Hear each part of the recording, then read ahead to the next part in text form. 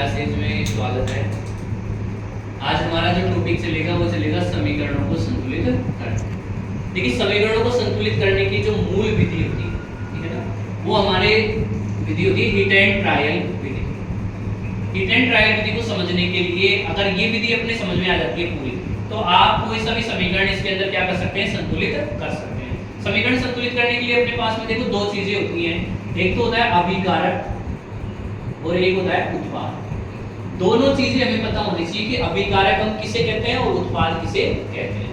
तो अभिक्रिया में जो भाग लेते हैं, अभिक्रिया में जो क्या करते हैं, भाग लेते हैं। जैसे इस अभिक्रिया में मैंने यहाँ पे लिख रखा है Fe+H2, ये क्या कर रहे हैं, अभिक्रिया में भाग ले जाए, तो ये क्या कहलाते हैं, अभिकारक। और जो उत्पाद, नया उत्पाद बनता है अभिक्रिया के फलस्वरूप, जो नया पदार्थ बनता है वह क्या कहलाता है, उत्पाद।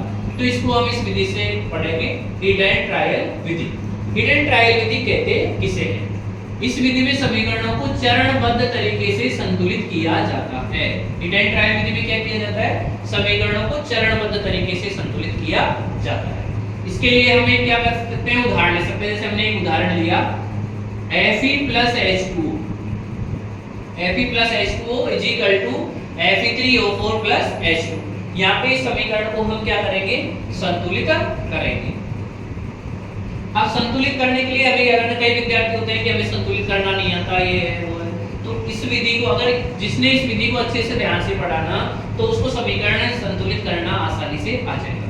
सबसे पहले हमको क्या लेना है, समीकरण लेना है। कोई सा भी समीकरण जो आपको दे रखा है वो कैसा होना चाहिए, असंतुलित होना चाहिए। अब उसका पता कैसे चलेगा, भाई ये असंतुलित है, असंतुलित है, तो हमको इससे पहले पता होना चाहिए कि इधर जो तीर के निशान के पीछे की तरफ, यानी कि दो साइड होती है, एक तो होता है RHS और एक होता है LHS। जो लेफ्ट हैंड साइड होता है उसे हम क्या बोलते हैं, अभिकारक। इनको हम क्या बोलते हैं, अभिकारक बोलते हैं। और इसको क्या बोलते हैं, उत्पाद। तो अभिकारक और उत्पाद की परमाणु संख्या को देखना है कि भाई इसमें कितना आ रहा है और कितना नहीं आ रहा है। तो इसके लिए हमने क्या किया, एक समीकरण लिया, ये समीकरण हमने ले लिया, और इस समीकरण को पहले चरण में हमको क्या करना है, सूत्रों को बॉक्स में बंद करना है। पहला काम क्या करना है, आपको पहले समीकरण दे दिया, ठीक है, फिर आपको उसको क्या करना है, बॉक्स में बंद करना।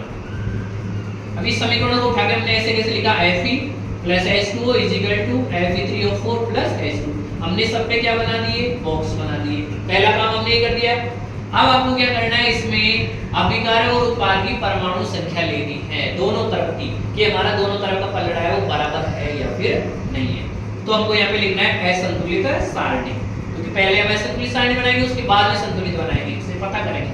यहाँ पे लिखना है तत्व FeHO। कौन कौन से तत्व आ रहे हैं इसमें, एक Fe आ रहा है, एक H आ रहा है, और क्या आ रहा है, O। इधर भी यही आ रहा है, दोनों तरफ का हमने क्या लिख दिया यहाँ पे, तत्व।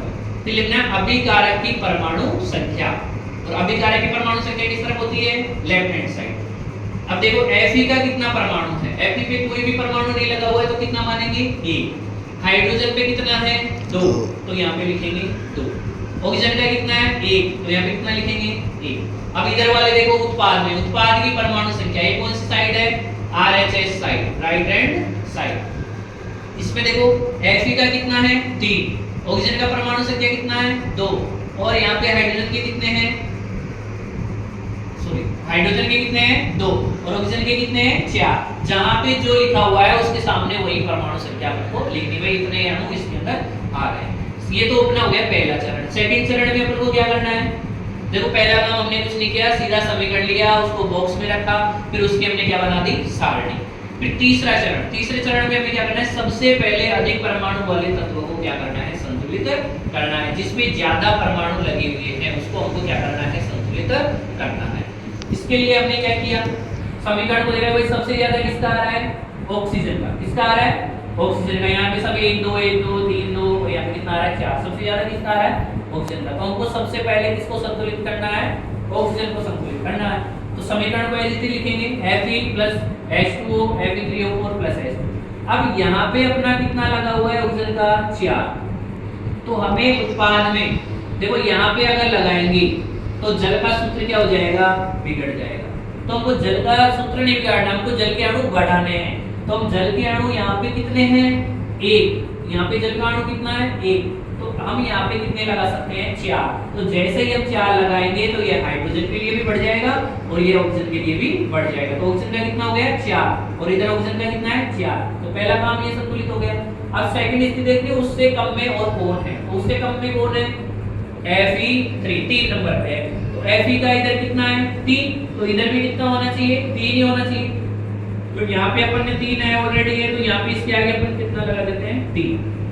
तो Fe3 और यहाँ पे कितना हो गया? Fe3। ऑक्सीजन के कितने हैं? 4। ऑक्सीजन के कितने हैं? 4। लेकिन देखो हाइड्रोजन के बढ़ गए, 4 दूनी कितना हो गया? 8। तो इधर भी कितना होना चाहिए? 8 होना चाहिए। तो हम यहाँ पे इसकी जगह कितना लगा देते हैं? 4 लगा देते हैं। तो 4 दूनी 8। इस तरह से हमारा ये समीकरण क्या हो जाता है? संतुलित। लेकिन अभी पूरा देखते हैं। इस समीकरण में अवस्था जो हमने तत्व लिखे हैं उनकी अवस्था क्या रहती है? भाई आयरन है, लोहा है, वो ठोस अवस्था में रहता है, तो ठोस को क्या बोलते हैं? सॉलिड बोलते हैं। तो हम इसकी जगह क्या लिख सकते हैं? S लिख सकते हैं। Fe3O4 ये पूरा एक यौगिक बन जाता है और उस यौगिक की कौन सी अवस्था आती है? ठोस अवस्था आती है। हाइड्रोजन कौन सी अवस्था में रहता है? गैसीय अवस्था में। तो आपको इसके आगे क्या लिखनी है? इनकी अवस्था लिखनी है। और ये हमारे समीकरण की जो पूरा डिटेल है वो कंप्लीट हो जाती है। उसके बाद में आपको ये देखना है कि वाकई में हमारा समीकरण संतुलित हुआ या फिर नहीं हुआ। तो उसके लिए फिर आपको क्या बनानी होती है? संतुलित सारणी बनानी होती है। तो मैं इसमें एक संतुलित सारणी बना देता हूं इसके लिए। देखो ये हम बना देते हैं संतुलित सारणी। संतुलित सारणी के लिए आपको क्या करना है? तत्व एज इट इज है FeHO। लास्ट वाला जो समीकरण है वो लेना है आपको। तो Fe के अंदर अभिकारक की परमाणु संख्या कितनी आ रही है? Fe की कितनी आ रही है? 3। तो यहाँ पे लिखो 3। हाइड्रोजन की कितनी आ रही है? 4 दूनी 8। तो यहाँ लिखो 8। ऑक्सीजन का कितना आ रहा है? 4।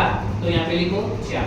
अब एज इट इज जितना यहाँ पे आ रहा है उतना ही किसमें आना चाहिए? उत्पाद में आना चाहिए। ये चेक करेंगे। तो Fe3 यहाँ पे 3 है तो 3 ही होगा। ऑक्सीजन कितना है? 4। ऑक्सीजन 4 है तो यहाँ पे भी 4 ही है। हाइड्रोजन का 4 दूनी 8। तो यहाँ पे कितना? 8। इसका मतलब है कि हमारा समीकरण क्या हो गया है? संतुलित हो गया है। इस तरह से हम समीकरण को क्या कर सकते हैं? संतुलित कर सकते हैं। ठीक है, नेक्स्ट टाइम में इसके और भी बेटर क्लास मिलेगी। धन्यवाद।